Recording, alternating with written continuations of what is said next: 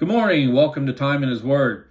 I got to thinking this morning, I was watching our dogs. I've got a little dog that travels with me all the time. He'll be 3 years old in October of this year, and he's been riding on the truck with me since he's 8 weeks old. You sometimes in some of the videos, you'll hear him in the background playing with his toys, or he'll decide to bark at somebody in the middle of the night. I don't know what he's barking at. There's nobody there.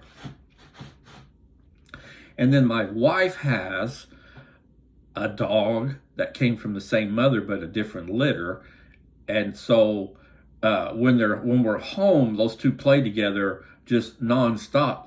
But there's also jealousy there, big time, because my little guy, he likes to be petted, and the wife doesn't pet hers as often, and so when my dog jumps on my lap to be petted, her dog comes running over and pushes himself in between my hand and my dog to make sure that he gets petted and my dog doesn't.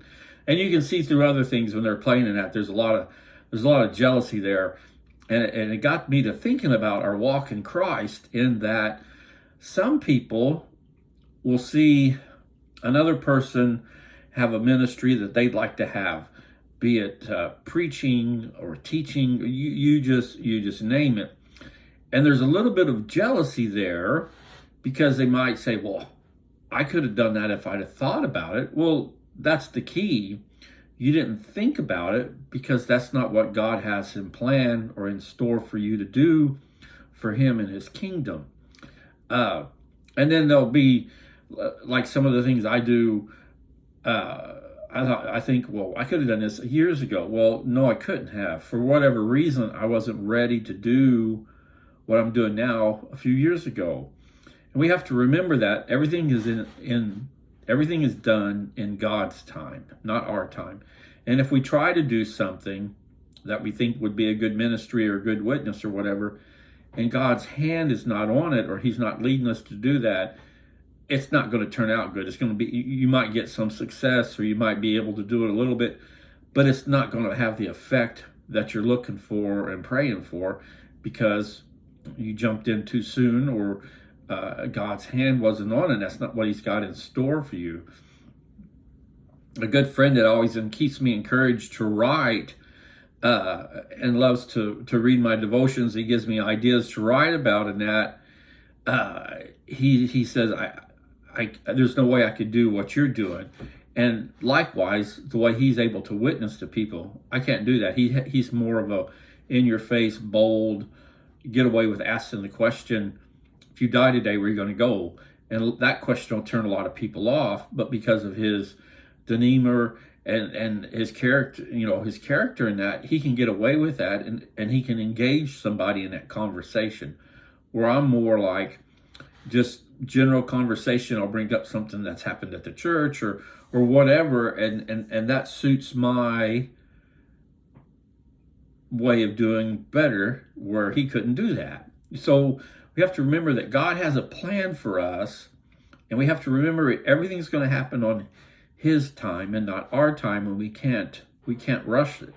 But jealousy is the biggest thing that we have to watch and we have to be careful of, because it's very easy to get jealous of somebody who's doing something that you would love to be able to do. But like I said before, for whatever reason, God's not got that in His plan for you.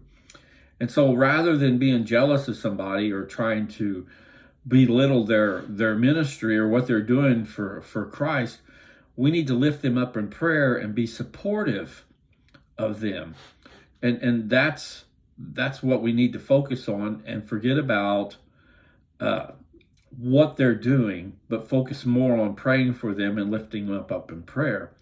And maybe that's your gift. You're great at praying. You're a prayer warrior, as they call it. Or maybe you're better at witnessing to people than other people are, and they can do something that you can't do.